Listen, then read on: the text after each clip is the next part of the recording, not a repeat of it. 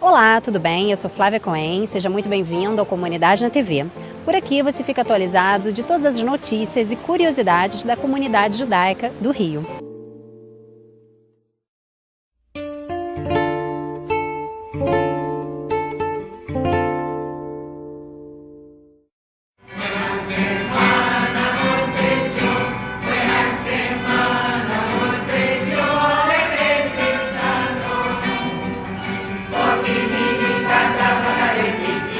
Há 11 anos, o coral Ângeles e Malahines vem arrancando aplausos por onde canta com seu repertório de canções em ladino. Eles acabaram de se apresentar no último Confarad, ocorrido em abril. O ladino é um idioma que existe há mais de 500 anos, e uma das maneiras mais eficazes em difundir uma língua é através da música. O cancioneiro sefaradinho ladino é riquíssimo, são mais de 1000 canções. Algumas até conhecidas e famosas, a mais famosa delas é a Dio Querida. Dio querida, no quero la vida, me la amargas tu. Essa canção é dedicada a Isabel, a rainha que expulsou os judeus e que era odiada pelos judeus. Não quero la vida, me la amargas tu. Busca-te outro amor. A harva outras poetas, porque para mim sos muerta. Quer dizer, busca outro amor, bate em outras portas, que para mim você morreu. No Brasil, a cantora Fortuna pode ser considerada uma das primeiras a divulgar o cancioneiro sefaradi em ladino no país. Nesse vídeo, ela interpreta uma das canções mais famosas, Avram Avinu. Avram Avinu, Padre querido, Padre bendito, luz de Israel. O idioma ladino foi criado por judeus sefaraditas expulsos da Espanha e Portugal em 1492. Eles imigraram para alguns países da região dos Balcãs, como a Grécia, Turquia, Bulgária, Romênia, Sérvia, Bósnia e Macedônia. E lá misturaram seus dialetos com palavras do idioma local. Eles criam uma língua comum. Essa língua comum que reuniu os diferentes dialetos e acrescentou palavras do hebraico, do turco, do grego, do francês e do árabe, dependendo dos países por onde eles passaram, é que se chama o ladino, que também é chamada de a língua florida, ou a língua absolvida pelo Prêmio Nobel de Literatura Elias Canetti. O ladino falado é muito semelhante ao espanhol, tanto é que os judeus imigrantes que saíram daquelas regiões que falavam ladino, ao chegar no Brasil, não tiveram muita dificuldade em aprender o português. E eles traduziram muitos dos dichos, que são os provérbios, para o vocabulário brasileiro. Por exemplo, aquela expressão, Deus nos livre, em ladino é El Dio que no nos traiga. Também é uma expressão muito famosa, comer e coçar é só começar. Em ladino, comer e se arrascar é solo empezar. E por aí há uma série de expressões que foram traduzidas do ladino para o português. No Rio, um grupo de mulheres se reúne toda semana para conversar somente em ladino. O grupo Caminando e Hablando da Vitsu Rio já existe há 3 anos. Eu não queria perder o ladino porque disseram que o ladino ia morrer. Eu falei, não vou deixar morrer a língua dos meus pais, porque na minha casa se falava somente ladino. E claro, em Marrocos, onde eu nasci, é francês, porque meus pais falavam francês, e no Brasil, português. E aí eu não queria perder minha língua. Criei na Vitsu um grupo que se chama Caminando e Hablando. E é muito bom, a gente se reúne quinzenalmente. Stella Garber também participa do grupo internacional Ladino Comunitar, que reúne judeus sefaraditas do mundo todo e promove viagens por países onde era costume falar ladino. Pelo mundo, há iniciativas de algumas pessoas que tentam manter vivo o idioma. Em Istambul, na Turquia, existe o jornal El Amanecer, escrito em ladino. O site E-Sefarad, hospedado em Buenos Aires, tem uma enorme variedade de conteúdo sobre eventos e notícias dos judeus sefaraditas. Você também pode comprar publicações, livros e DVDs com muitas músicas em ladino e encontrar uma vasta literatura, inclusive infantil. Em Israel, o judeu Moshe Shaul foi um dos pioneiros no trabalho de preservação e divulgação do ladino. Ele criou uma revista e um programa de rádio chamado Aqui Yerushalayim, ambos em ladino e disponíveis online neste endereço. O Grupo Ladino Comunitar possui uma página na internet com várias informações e mantém um dicionário online em inglês ladino. Apesar de um pouco limitado, pode ajudar quem quer aprender algumas palavras básicas. E sabe aquela expressão bem brasileira, quem canta seus males espanta? Pois é, o coral Ângeles e Mallarine já faz isso toda semana. E não é preciso saber cantar ou falar ladino, basta ter vontade de manter vivo um dos idiomas mais antigos na história do judaísmo.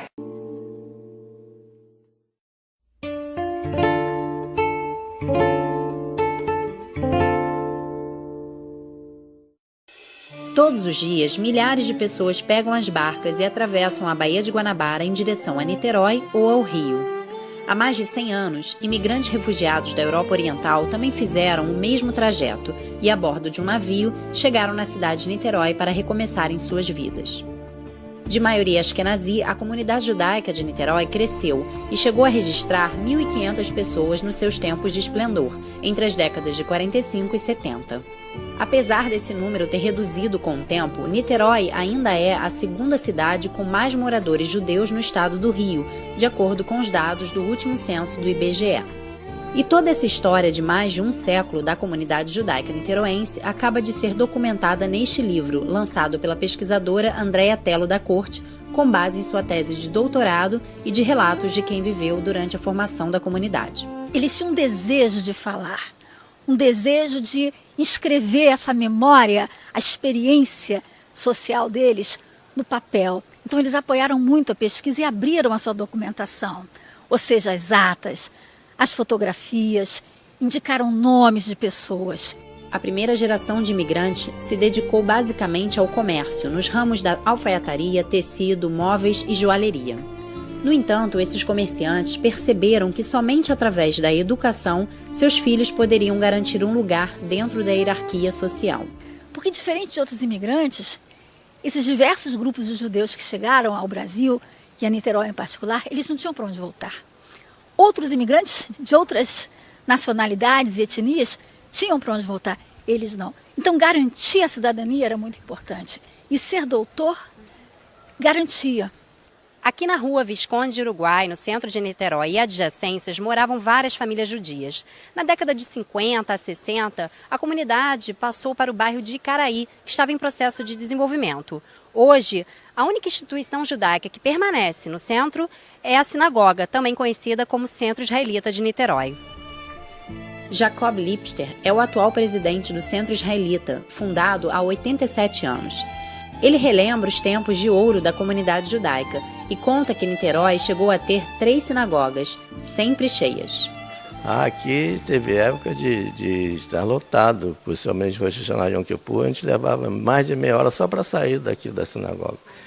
Aqui tínhamos orações diariamente, mas com o tempo, infelizmente, foi diminuindo, né? Nós temos oração então agora só Yom Tov e no sábado e Kabbalat Shabbat. Na época, as cerimônias eram feitas pelos próprios moradores, pois a sinagoga só veio a ter um rabino há cerca de 1 ano e meio, época em que recebeu um novo Sefer Torá. Me conectei com as pessoas daqui, e eu falo um pouquinho de Yiddish, eu falo português, eu sou do Rio, estudei no Rio, então a gente já teve uma conexão e a gente estamos melhorando e mantendo de forma ortodoxa, e as pessoas nem sequer não estão sentindo a diferença, estão vendo que é possível ser ortodoxo e manter as leis e também ser uma boa pessoa, um bom humor, uma boa piadinha, troca mais ideias com o rabino, e isso desde aquele Sefer Torá veio para cá, realmente está iluminando essa comunidade, e a gente espera que essa luz, a gente continue a poder trabalhar para muito, muito tempo, não só para a gente contar a história do passado, para a gente poder continuar para o futuro, para as próximas gerações também. Nesse prédio anexo do centro funcionava uma escola judaica, que chegou a ter cerca de 50 alunos. Hoje, o centro administra um cemitério em São Gonçalo e recebe a comunidade nas cerimônias religiosas e datas festivas. As mulheres judias tiveram um papel de destaque no ativismo comunitário e se engajaram em causas que antes eram só conduzidas pelos homens. Sara Rabinovici foi uma dessas ativistas que enxergou um novo papel para a mulher naquela comunidade. Meu marido tinha outros amigos que já eram ativistas também, e eu então comecei a ver, assim pelo lado de fora, que só homens fazendo esse trabalho, que eu fiquei muito atenta ao assunto que eles conversavam, de muita política que eu não entendia, muito pouco. Mas eu fui assimilando tudo e eu achei que o lugar seria próprio para mulheres também. Enquanto essa comunidade se estabelecia na cidade, foram criadas várias associações culturais. Em 1922, a corrente progressista fundou a Biblioteca Popular Israelita Davi Frischman, que depois passou a se chamar ADAF, Associação Davi Frischman. As atividades eram atividades culturais, principalmente leitura de livros, traziam livros do exterior, e com o tempo passaram a fazer atividades culturais como teatro, faziam o teatro ídis e aulas de ídis para os que já nasciam.